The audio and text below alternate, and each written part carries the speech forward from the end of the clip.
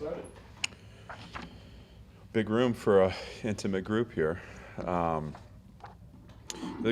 Today's always a day of celebration, and obviously, um, I think with that in mind, to start out with some thank yous. So much goes into recruiting, and so much goes into um, you know evaluating and um, you know showing off the things that Vanderbilt is all about, and it's a team effort. And obviously, coaches get a lot of credit for that, but there's so much work behind the scenes. And so, to credit Barton Simmons and his scouting staff, Brandon Jones, Kendall Lawson, Aldo Maria, Darius Sims, they're the countless number of hours they put in evaluating film. They don't actually just evaluate the film of the players that we offer. Probably for every one we offer, there's 15 film evaluations, and so they are the bloodlines of this operation, and just appreciate their work. Andrea Kane, who this is her 32nd signing day, so she is just an absolute rock star for us, and someone who's been counted upon and depended upon for a long time, but continues to be a strength for us. And she does so much with recruiting operation, but also in the transition of a player from prospect to team member. She should be acknowledged. Obviously, Nick Valdesari and Bella Baker, who run and organize our recruiting operation and have continued to improve us in that respect. Two young people with great potential that have helped build this program into what it is and what it's becoming. And then our team of creatives, Bailey Wheeler, Sarah Campbell, Brendan Ross, Chaz Petroni. I mean, look, to make me look good is a tall task, and they're able to do that. So just appreciate all those people and the work that goes in behind the scenes. We're proud of this class. We think this class is a group that's going to continue to move our program forward, that enhances us in areas that we need, to build out depth and talent. And we're excited about them becoming a part of this family.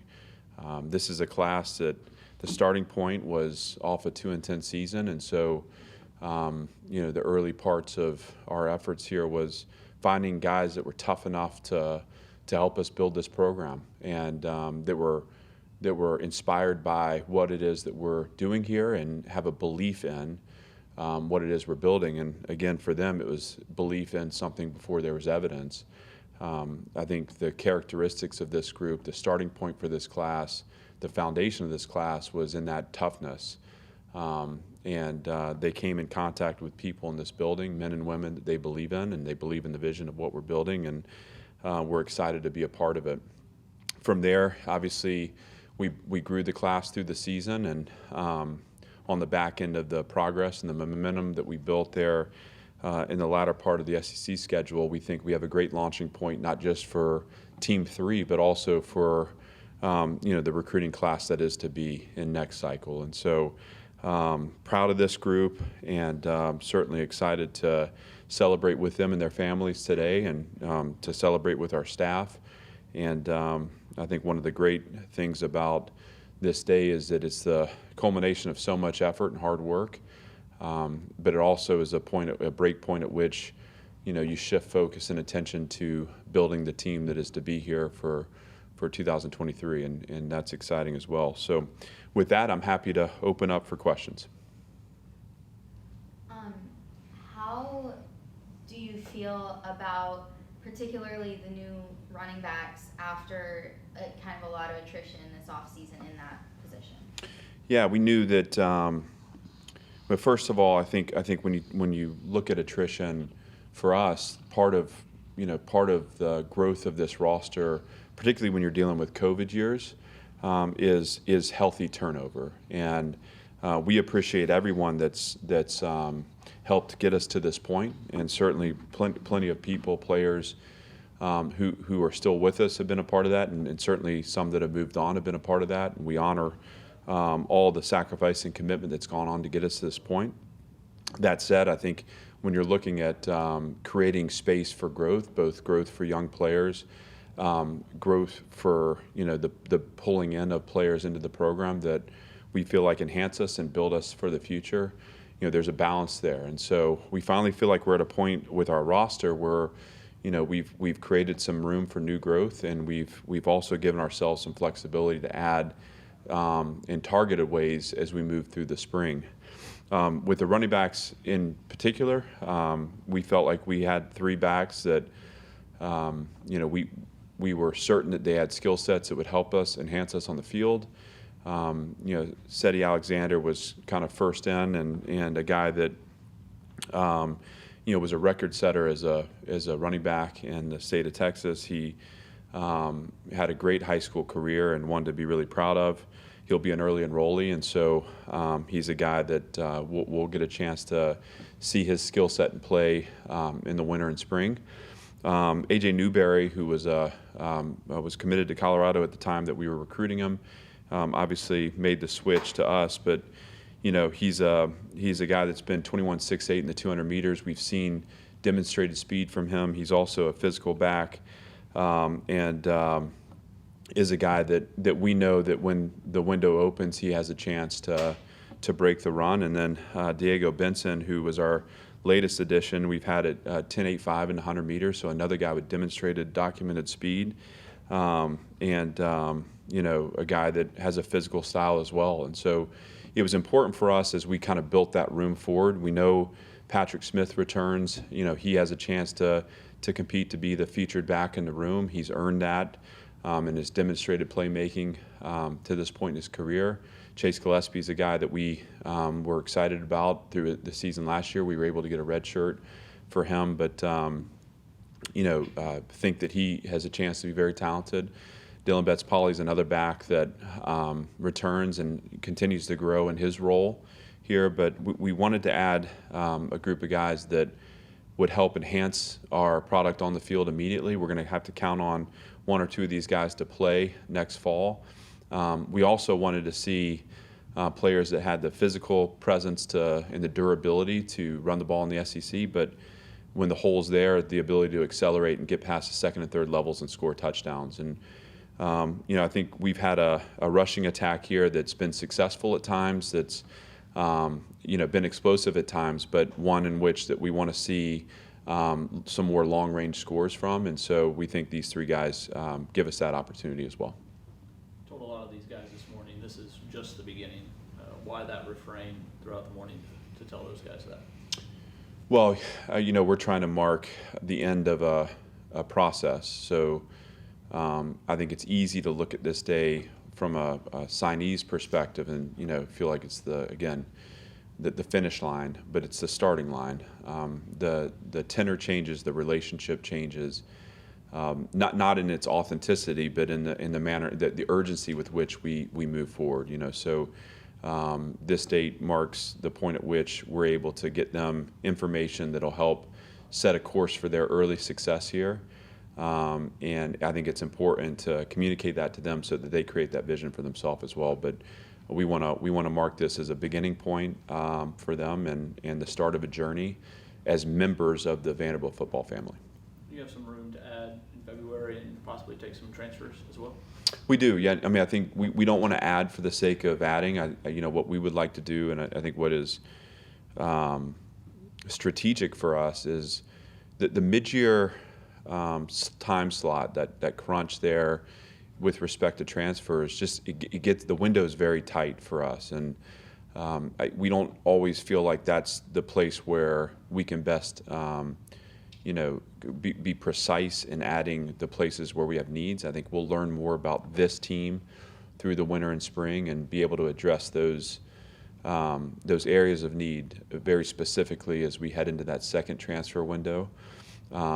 That said, we'll pay attention to the high school market as well and make sure we're turning over stones to see if there's a player or two that fits us for February as well. We're going to leave the window open. We're going to take a moment here just to breathe and celebrate the class that is. I think that's important, but certainly, our eyes are fixed on the goal, which is to build a roster that allows us to get in the postseason. And, that's going to take effort, certainly through February, but even through the spring and into that second transfer window. What do you think of the wide receivers that you brought in this class? Yeah, we were excited about that group. I mean, you're talking about three guys that have proven skill sets. London Humphreys, obviously, documented track times. I mean, he's fast. If we know nothing else, we know he can blow the top off of coverage. And to do that in our league adds value to the position. We've seen, as he's early in on his career still, we've seen him develop receiver skills that get us excited about his ability not just to be a vertical threat, but to be able to run all the routes in the tree and to catch the ball. And so excited about him.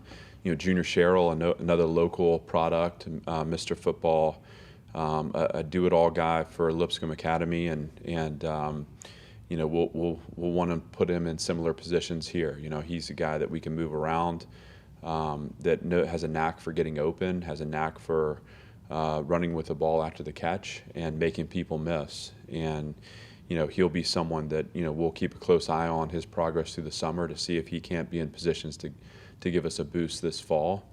And so those two guys being local products, we're excited about the ability to add, with Nashville kids. Duran Parrish, the third receiver, is a kid with so much upside. He's a guy that is a multi-sport athlete who, again, has a knack for making plays. Here's a guy that comes to camp and all he does is compete. And that was after he'd already been offered. We had to force him out of the drill at times. He's hungry for it. You watch him on the basketball court, you see a guy with just a really dynamic skill set, and he is a really good basketball player. And a lot of times you see football guys on the court and they play basketball like they play football. Well, at least that was my case back in my day. But Duran is not that. He's very skilled, very athletic, has a knack for facilitating play and his teammates on the court, and all those things will translate to his performance on the football field for us. And then Cam Johnson too. Here's a tight end who really has receiver skills. 6'5", 205. We're gonna have to build out his frame, but another really good basketball player, a guy that came to camp. I think he was 8 out of 8 on his one-on-one reps, and we just kept throwing him back in the fire to see how he was going to take being challenged. Great family, and a guy that we think can be a matchup issue on the perimeter. And so I think we've done a lot in this class to bolster the run game and to make sure that our run game's intact. But certainly, we want to get the ball on the perimeter and get the ball vertical, and these guys give us the chance to do that. Where do you see the tight end rooms with Bresahan and Schoenwald moving on and then Kempton decommitting? Well, the personality of this offense can fit in 12 or 11. Obviously, we have good returning players in the room. That's a place where we'll keep an eye on the ability to add. We have in our system, we've shown the ability to use tight ends, and Justin Ball, Cole Spence are two guys that we anticipate having great years and great careers, and haven't had that chance yet to break out, but I think that now is their opportunity, and so we're excited about that. I think what we've done here in 2 years' time is also build depth in our receiver room. That was a big area of concern for us heading into last season, and you saw the emergence of Jaden McGowan, Quincy Skinner, Gamarion Carter, guys that were not really well-known names in the program, but we saw flashes, and then last fall they took it to the field and improved themselves. So there's an ability there to play in 11 personnel, and with the addition of the receiver skill that we've added in this class, I think that's viable for us. But we've had success with the tight ends, and we'll have an ability to still add a playmaker there, if one comes up that fits us. Anything else? Where do you see the quarterback situation going forward? Well, we have, right now we have 4 guys in that room that we have faith and confidence in. Ken Seals brings veteran leadership, and he's been nothing but, a pleasure to coach, and a guy that is interested in competing for more. and I've got a ton of respect for him. You know, obviously, A.J. Swan as a freshman was able to not just break onto the field, but become the starter for us. We have very high hopes for him. He's demonstrated an ability to throw the ball on the perimeter, throw a catchable ball, lead the offense.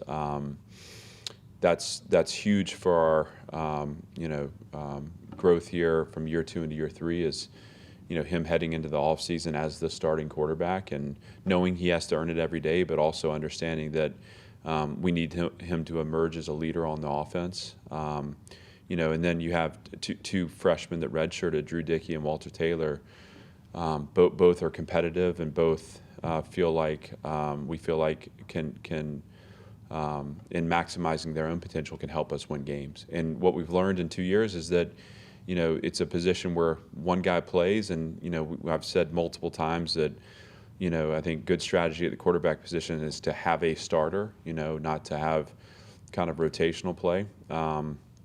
We've also demonstrated that we can find roles for quarterbacks and shift roles based off skill sets. We'll look to do that.